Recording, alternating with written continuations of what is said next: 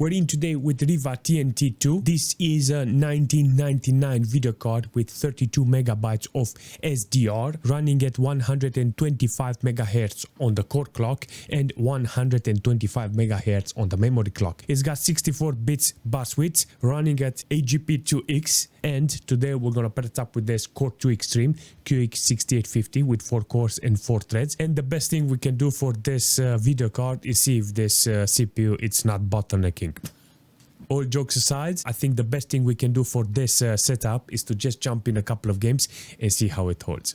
Let's go. All right, let's start with Harry Plonker, because apparently this game is working with direct rate. I mean, it's utilizing the video card in a good way, if I can say that. It's got some VRAM utilization. You can actually see it's not software mode. So I got 4 megabytes of VRAM utilized, 800 by 600. The quality, it's not that abysmal, you know. It's exactly what I was expecting from a video card like this. Majority of the games that I had were not with direct rate because they were all, majority of them, software mode. You know, but back in the days, software mode, direct rate, I didn't do nothing about it. I knew that if it's outputting a signal on the monitor, it's working. I didn't know that this was working with CPU or a GPU. Regardless, this is one of those games that is working on this video card. You can actually see that it's got some glitches. Last time I played with that Intel GPU, I had problems with the video card because majority of the games that I was testing was working in software mode. In order to use that Intel video card, I had to put Windows 98 in order to enable direct rate. But in some cases, it doesn't work. In some cases, it's glitching. In some cases, it's working. It's like...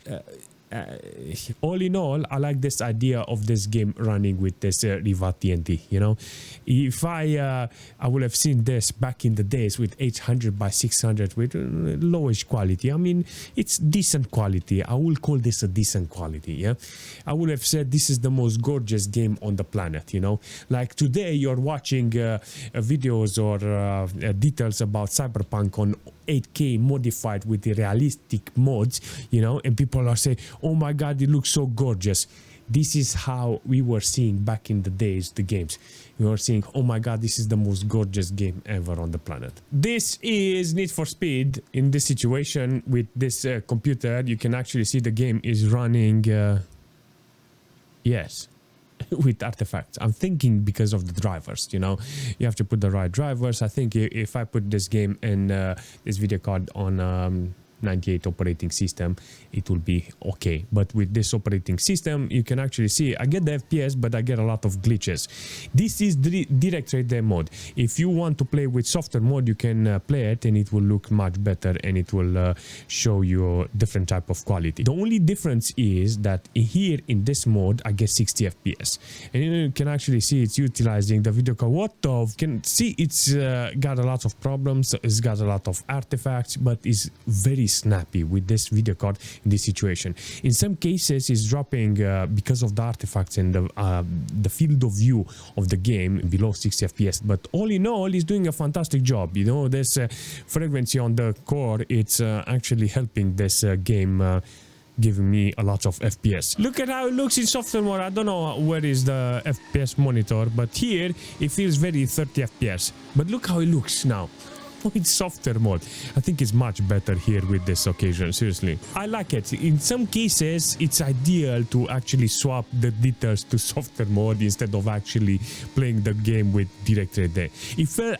No, listen, I felt that 60 FPS. That was the whole point on this testing, you know, because here it looks fantastic, but whenever I want to play the game, it looks horrible. But whenever I want to benchmark it and I need 60 FPS and I want to show you the specs, I need to use that directly there, because in software mode, there's barely a couple of games that actually shows me the statistics in how the hardware is doing. One game that is actually working, seriously, this is awesome. This is actually cool to see this video card actually doing something.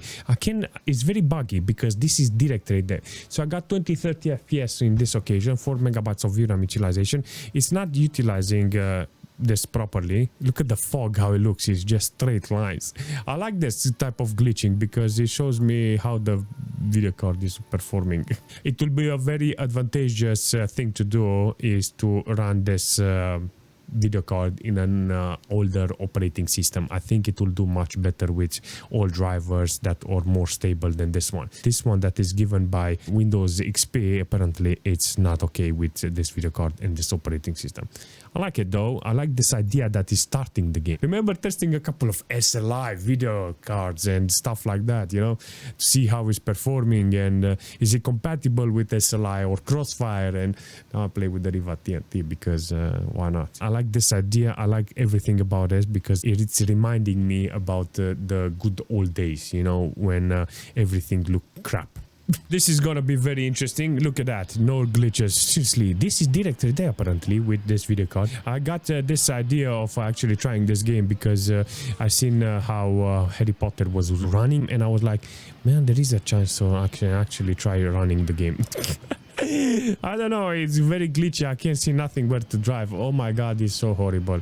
I think if there was a button like in Need for Speed to actually play the game with softer mode, I think it will be much better. It's got a lot of glitches around the engine, got the big glitches, you know, but all in all, you can actually see the video card is not very capable of pushing this game to playable condition. Every single time I'm lowering the resolution, I lose the VRAM utilization, but in this case, you can actually see it's not possible to play because of the glitches. There are two things here I want to point out. One, that now I'm on directory there and it's using accelerated graphics in Mafia. This is fantastic because this is a very old video card. Usually when it's working with software mode, the whole overlay it's yellow, but in Harry Potter it was yellow and it was working on directory there. So if I play other games that are in software mode, sometimes it goes with yellow and it's not using directory there acceleration. But here it's using directory there acceleration and it's giving me 30 FPS.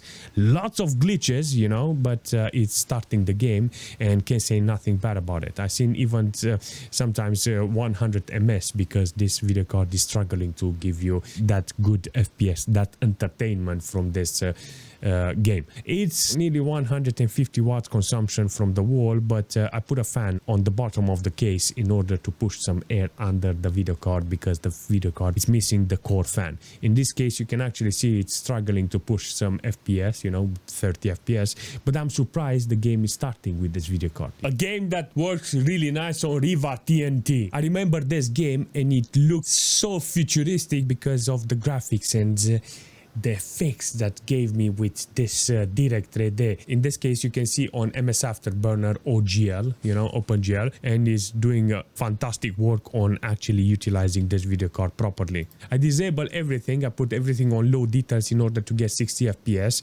This is one of those occasions that if I leave on medium or high details, the video card is not capable of delivering 60 FPS. You can see if I look at the ground and the model, I got 30 FPS, but it's using 5 megabytes of VRAM in this case, and I think this is the maximum it can do. This is a monitor, but if you put it on high details, it will look much better. But if on low details, it looks like this. When you look at the keyboard, if I put it on high details, it will look like a keyboard, but with low details, no. I'm not gonna lie, it's very entertaining and very pleasant to see this game running and knowing that there is a Riva TNT in the computer and I'm recording it. It's like, what? I'm so mesmerized about this idea of Riva TNT. Serious Sam on this video card. 40 FPS on this occasion, 14 megabytes of VRAM utilized here. I think I'm gonna get more utilization. I don't know how much. Mucho more!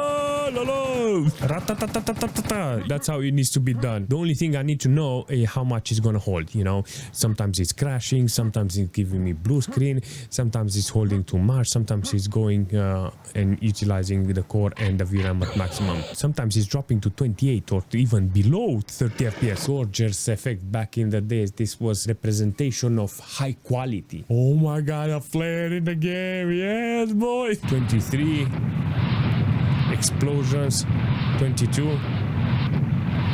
I wanted to shoot as many rockets as possible to see how low it goes, but that's it, to 19 FPS. This is one of those games that actually works on this video card pretty well. I got 640 on the resolution and is doing a fantastic job. You can actually see it says OGL there in order to play the game, and it's utilizing the video card with 6 megabytes of VRAM. The computer doesn't have any problem. It's only utilizing 600 megabytes of system RAM in order to deliver this performance. Clearly see that the video card is struggling to keep this on playable performance. The sound is everything. God damn it, what the what? Excellent. And I'm not gonna lie, it's fun. This video card is clearly not capable of holding 90 FPS. I really appreciate how much FPS is giving me, but it's not the best amount. I think even on 640 it's not holding pretty well in this case. 2024, and this is a video card from 1999. You understand? If you want to build an old machine and you have this Riva TNT2, you have to question yourself, you know, well, what in games you want to play with this, you know, because there's a couple of video cards that actually works with an old operating system that runs much better than this Riva TNT. I just done it for the nostalgia. I just done it for the time machine effect, you know, because I can go back in time, and I just wanted to add it to the library because it's unique to the times that I had back in the days. That's it. Do I recommend something like this? Of course not. Well, if you have it, of course, you can keep it, you know. It's not worth selling it because it's more valuable for you than the money you get from it. Is it worth getting one? If it's cheap, it's worth it, you know, because there's a lot of people who can find this very cheap, and it's not worth throwing them to the recycle center, you know. It's okay to keep them and try to restore them. That's it. One day in the future they will be unique and there will be no more models like this.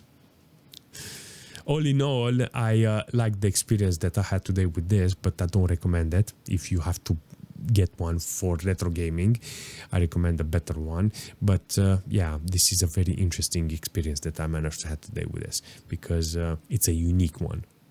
If you have any suggestion for the video card or for the system, leave a comment and I will see you very soon.